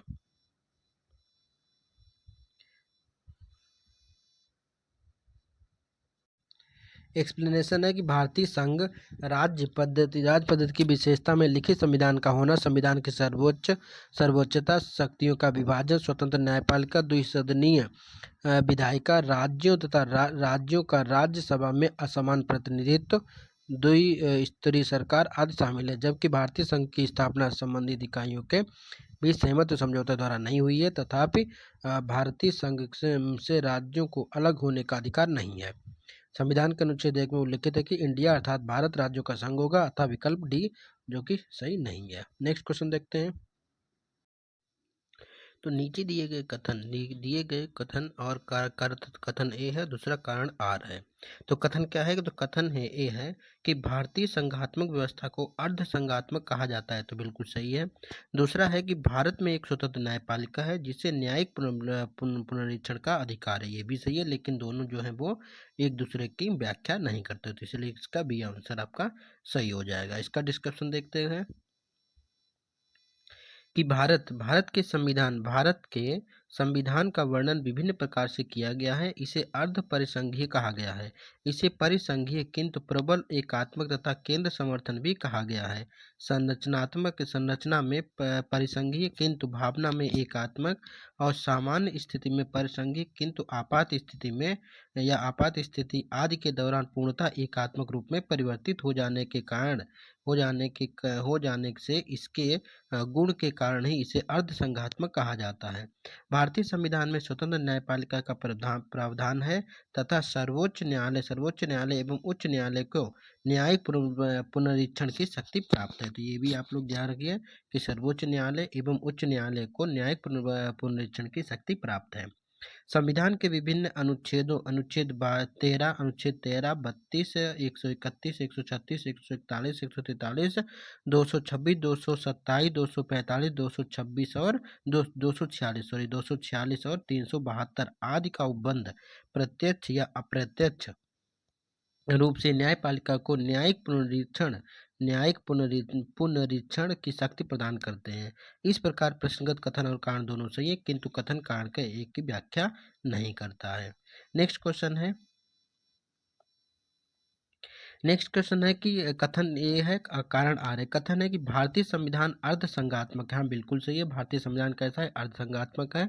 और भारतीय संविधान ना तो संघात्मक है और ना ही एकात्मक है, तो इसी को बोलते हैं अर्ध संघात्मक, यानी कि इसकी व्याख्या भी कर रहा है। तो क्या बोले कि भारतीय संविधान ना तो संघात्मक है, ना तो पूर्णतः एकात्मक, ना तो पूर्णतः संघात्मक, इसलिए इसको अर्ध संघात्मक कहा जाता है। कथन और कारण सही है, पहला आंसर इसका सही होगा। भारत के संविधान का वर्णन विभिन्न प्रकार से किया गया है। इसे अर्ध परिसंघीय कहा गया है, इसे परिसंघीय किंतु प्रबल एकात्मक अथवा केंद्र समर्थन भी कहा गया है। इसे संरचना में परिसंघीय किंतु भावना में एकात्मक, सामान्य स्थिति में परिसंघीय किंतु आपात स्थिति आदि के दौरान पूर्णतः एकात्मक रूप में परिवर्तित किया जा सकने वाला कहा गया है। भारतीय संविधान मूलतः संघात्मक है, परंतु उसमें केंद्रीकरण की प्रवृत्ति प्रबल है। इस मत का समर्थन संविधानविद दुर्गादास बसु भी करते हैं। वस्तुतः भारतीय संविधान ना तो पूर्णतः संघात्मक है और ना ही पूर्णतः एकात्मक है, इसी कारण इसको अर्धसंघात्मक कहा गया है। नेक्स्ट क्वेश्चन है कि निम्न में भारतीय संविधान की प्रकृति क्या है? तो भारतीय संविधान की प्रकृति क्या है कि प्रकृति में संघीय किंतु भावना में एकात्मक। तो भारतीय संविधान की प्रकृति क्या है? तो प्रकृति में संघीय किंतु भावना में एकात्मक, इसका डी आंसर आपका सही हो जाएगा। नेक्स्ट प्रश्न देखते हैं कि भारतीय संघवाद को सहकारी संघवाद किसने कहा? तो भारतीय संघवाद को सहकारी संघवाद कहा था जी ऑस्टिन ने। भारतीय संविधान के प्रकृत संघात्मक केंद्र या एकात्मक, इसके संबंध में विद्वानों में मतभेद है। कुछ विद्वान इसे संघात्मक संविधान की संज्ञा देते हैं, जबकि कुछ विद्वान इसे एकात्मक संविधान मानते हैं। जी ऑस्टिन के अनुसार भारत का संविधान सहकारी पर संघीय संविधान है, जबकि केसी वेयर के अनुसार भारत का संविधान अर्ध संघीय है। नेक्स्ट है, किसने कहा कि भारत अर्ध संघात्मक राज्य है? तो ये कहा था केसी वेयर ने। केसी वेयर ने भारत का संविधान या भारत को अर्ध संघात्मक कहा। नेक्स्ट प्रश्न देखते हैं कि भारतीय संविधान के विषय में निम्नलिखित कथनों में से कौन सा कथन मतलब किसका कथन है? तो ये कथन जो है किसने कहा था? पहला कथन है कि भारतीय संविधान अधिक कठोर अधिक लचीले के मध्य एक अच्छा संतुलन स्थापित करता है। तो ये कहा था केसी वेयर ने। केसी वेयर ने भारतीय संविधान की संशोधन प्रक्रिया के संदर्भ में भारतीय संविधान के लिए उपयुक्त कथन केसी वेयर ने कहा था। नेक्स्ट है कि निम्नलिखित में से किसका कथन है कि संविधान को संघात्मक के तंज ढांचे में नहीं ढाला गया? तो संविधान को संघात्मकता के तंज ढांचे में नहीं ढाला गया, ये कहा था किसने? तो बी आर अम्बेडकर ने। डॉक्टर बी आर अम्बेडकर ने यह स्वीकार किया कि संविधान को संघात्मकता के तंज ढांचे में नहीं ढाला गया, यह एकीकृत और संघात्मक दोनों ही है। नेक्स्ट है कि मिथकों की कहावतों के रूप में प्रशासन के सिद्धांतों को किसने अस्वीकार किया? तो मिथकों और कहावतों के रूप में प्रशासन के सिद्धांतों को किसने अस्वीकार किया? तो हार्वर्ड साइमन ने। हार्वर्ड साइमन ने। एक्सप्लेनेशन है कि हार्वर्ड ए साइमन ने मिथकों और कहावतों के रूप में प्रशासन के सिद्धांतों को असंगत और अस्पष्ट मानते हुए अस्वीकार किया, जबकि ड्वाइट वाल्डो, फ्रैंक मेरिनी और एफ डब्ल्यू रिंग्स ने मिथकों और कहावतों के रूप में प्रशासन के सिद्धांतों को स्वीकार किया। नेक्स्ट है कि विधि और स्वाधीनता के बीच सबसे उपयुक्त संबंध को निम्नलिखित में से कौन प्रतिबिंबित करता है? तो क्या बोला कि विधि और स्वाधीनता के बीच सबसे उपयुक्त संबंध को कौन इस प्रतिबिंबित करता है? तो ये है, यह विधि नहीं, ये तो स्वाधीनता भी नहीं है। यह विधि नहीं, ये स्वाधीनता भी नहीं है। ये विधि नहीं, ये स्वाधीनता भी नहीं है। यह कथन विधि तथा स्वाधीनता के मध्य सबसे उपयुक्त संबंध को दर्शाता है। स्वाधीनता का तात्पर्य विधि की पूर्ण अनुपस्थिति कदापि नहीं है। विधि शास्त्री जॉन लॉक के अनुसार स्वाधीनता के अस्तित्व के लिए विधि का अस्तित्व जरूरी है। कानून ही स्वतंत्रता की रक्षा करता है। वो कहते हैं कि जहाँ कोई कानून नहीं वहाँ कोई स्वतंत्रता नहीं। नेक्स्ट प्रश्न है कि निम्नांकित में से कौन विकास प्रशासन की अवधारणा से संबंधित है? तो इनमें से कौन सी विकास प्रशासन की अवधारणा से संबंधित है? तो फ्रेड डब्ल्यू रिक्स विकास प्रशासन की अवधारणा से फ्रेड डब्ल्यू रिक्स संबंधित है। अपनी प्रसिद्ध पुस्तक एडमिनिस्ट्रेशन डेवलपमेंट इंक्लूसिव कॉन्सेप्ट में उन्होंने कहा कि विकास प्रशासन उन कार्यक्रमों और परियोजनाओं को पूरा करने के संगठित प्रयासों से संबंधित है जो विकास में संलग्न व्यक्तियों द्वारा प्रवर्तित किए जाते हैं। नेक्स्ट प्रश्न है कि निम्नांकित में से कौन सा एक चिंतन लोक प्रशासन तथा निजी प्रशासन में समानता का समर्थक है? तो यह है हेनरी फेयोल। निम्नलिखित में से कौन एक चिंतक जो कि लोक प्रशासन तथा निजी प्रशासन में समानता का समर्थन करता है? तो हेनरी फ्रियोल। देखिए, प्रसिद्ध प्रशासनिक चिंतन हेनरी फ्योल ने लोक प्रशासन तथा निजी प्रशासन में समानता का समर्थन किया है। इसके अनुसार अब हमारे सामने अनेक प्रकार के प्रशासन विज्ञान नहीं है, अपितु केवल एक ही प्रशासन है जिसे सार्वजनिक और निजी मामलों में समान रूप से उपयोग में लाया जा सकता है। नेक्स्ट प्रश्न है कि यदि हमारी सभ्यता विफल होती तो यह मुख्यतः प्रशासन के ध्वस्त होने का कारण होगा। ये कथन किसका था? तो ये था डब्ल्यू बी डॉनहम द्वारा कि कहा गया था। देखिए, डब्ल्यू बी डॉनहम ने कहा था कि यदि हमारी सभ्यता असफल होती है तो ऐसा मुख्यतः प्रशासन के पतन के कारण होगा। नेक्स्ट क्वेश्चन है कि गणतंत्रीय अवधारणा से संबंधित निम्नलिखित में से कौन सा एक सही नहीं है? तो गणतंत्रीय अवधारणा से संबंधित निम्नलिखित में से कौन एक नहीं है? तो ये सी वाला नहीं है, क्योंकि सर्वोच्च शक्ति एक राजा के समान एक ही व्यक्ति में निहित है। तो ये गणतंत्रीय अवधारणा में बिल्कुल भी सही नहीं, ये एक राजतंत्र हो गया। ठीक है, गणतंत्र नहीं रह गया।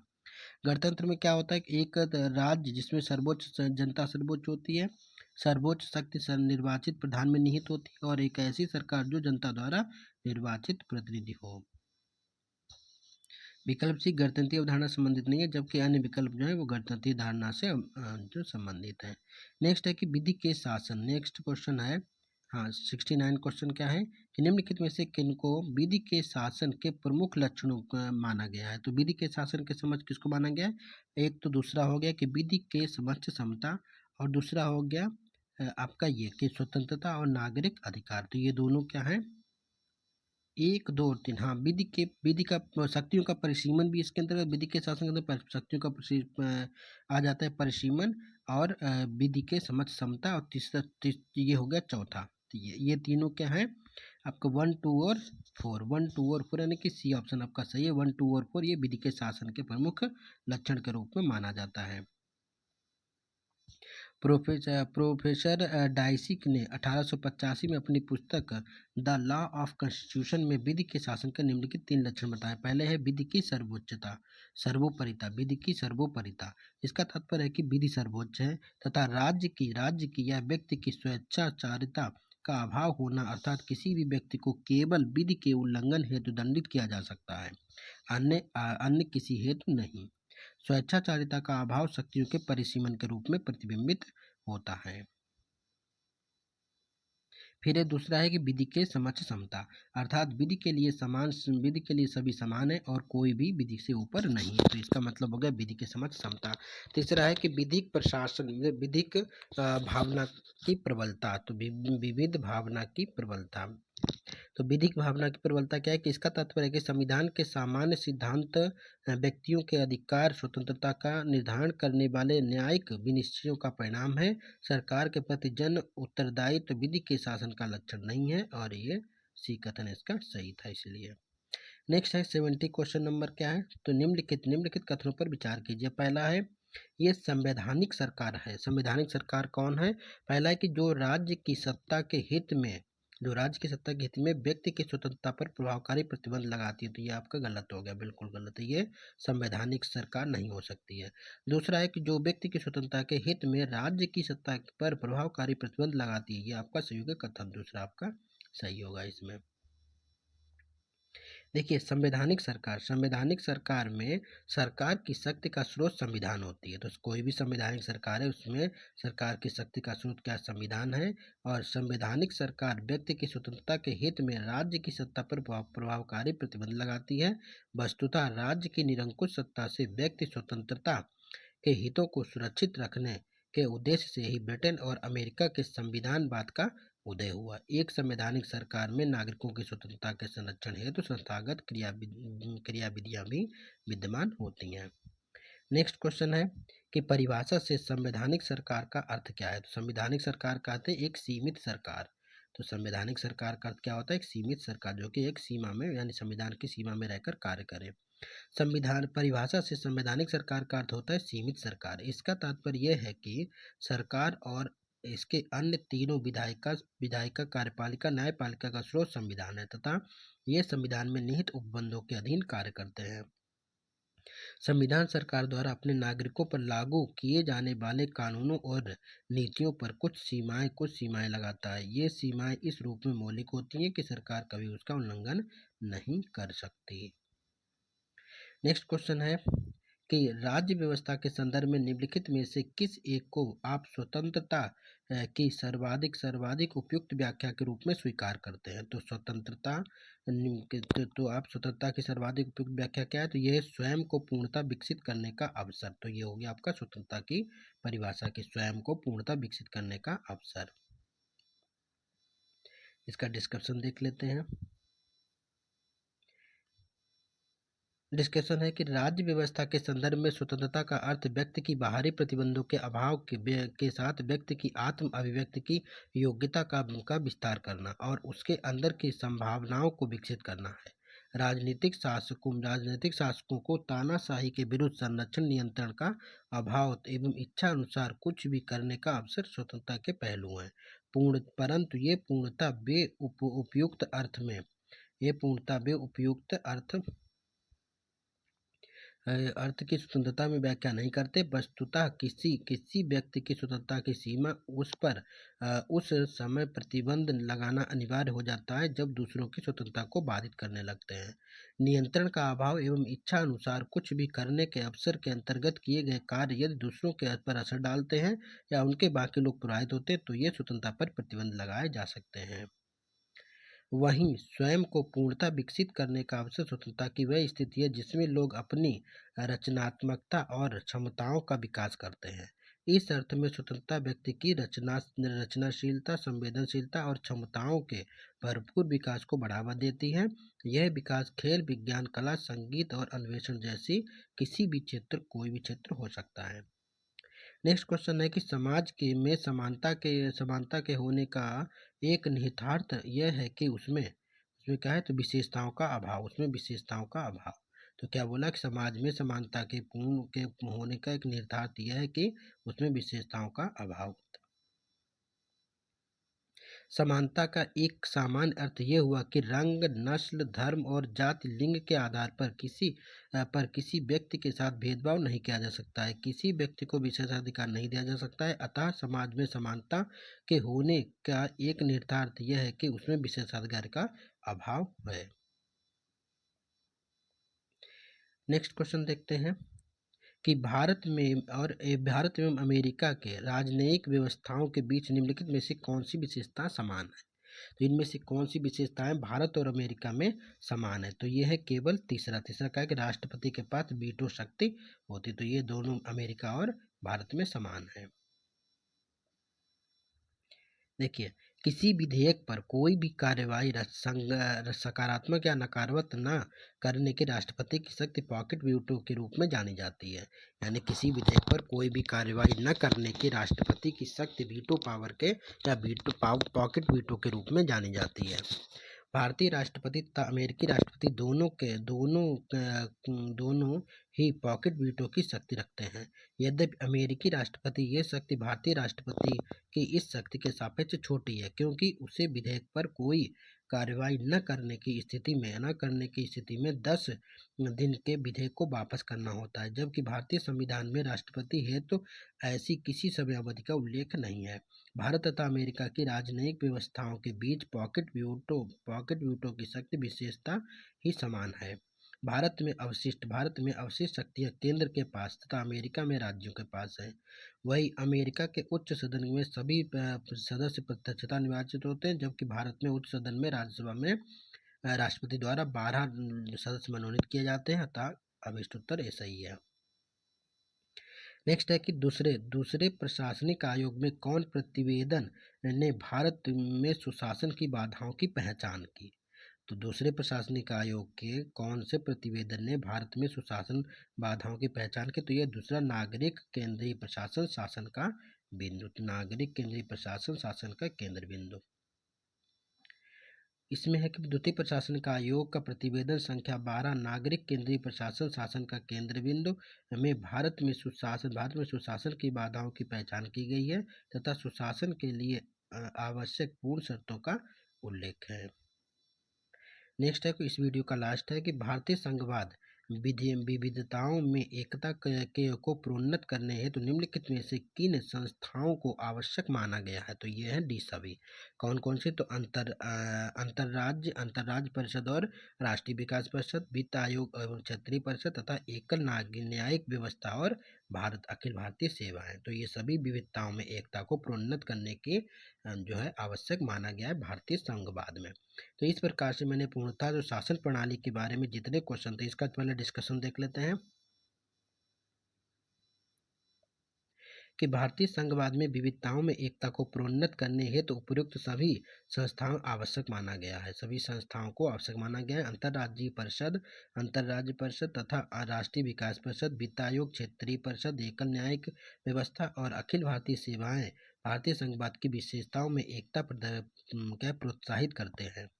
इसमें संघ और राज्य आपस में जुड़े रहते हैं। भारतीय संविधान के अनुच्छेद 263 भारतीय संविधान के अनुच्छेद इम्पॉर्टेंट है, अनुच्छेद 263 में अंतर्राज्यीय संघ का उल्लेख किया गया है। अंतर्राज्यीय परिषद जो है उसका उल्लेख है 263 में। और राज्यों के आपस में तथा संघ से विवाद की स्थिति में राष्ट्रपति द्वारा अंतर्राज्यीय परिषद के का गठन किया गया है। और योजनाओं के निर्माण में राज्यों की भागीदारी के लिए राष्ट्रीय विकास परिषद की स्थापना की गई है। तो आप लोगों को बताना है कि राष्ट्रीय विकास परिषद की स्थापना कब की गई। कमेंट बॉक्स में लिखिए कि राष्ट्रीय विकास आयोग की विकास परिषद जो है इसकी स्थापना कब की गई। और इसके राष्ट्रीय विकास परिषद के अध्यक्ष प्रधानमंत्री तथा सदस्य राज्यों के मुख्यमंत्री होते हैं। संघ और राज्यों के बीच करों के शुद्ध संचित निधि में राज्य के राजस्व की सहायता अनुदान को शासित करने के लिए अनुच्छेद 280 में राष्ट्रपति द्वारा वित्त आयोग की स्थापना की गई। तो राष्ट्रपति द्वारा वित्त आयोग किसमें है, तो 280 में वित्त आयोग की स्थापना से संबंधित प्रावधान है। और केंद्र तथा राज्यों के बीच राज्यों को आपसी मतभेद में स्वतंत्र और निष्पक्ष विचार विमर्श के माध्यम से सुलझाने के लिए क्षेत्रीय परिषदों की स्थापना की गई। फिर है कि भारत में एकल न्यायिक व्यवस्था को अपनाया गया, जिसमें उच्चतम न्यायालय सर्वोच्च है और उसके द्वारा किए गए निर्णय सर्वमान्य और अंतिम होता है। अनुच्छेद 312 में अखिल भारतीय सेवाओं का उल्लेख किया गया जो संघ और राज्यों दोनों के लिए है। तो इस प्रकार 77 क्वेश्चन। अभी और क्वेश्चन है इसमें देख लेते हैं। 77 क्वेश्चन है कि निम्नलिखित में से किस दशक में भारत की संघात्मक व्यवस्था केंद्रीयता से संघवाद की ओर खिसकी है। तो ये है 1980 में। तो निम्नलिखित में से किस दशक में भारत की संसदात्मक व्यवस्था केंद्रीयता की से संघवाद की ओर खिसकी है। तो 1980 के दशक में।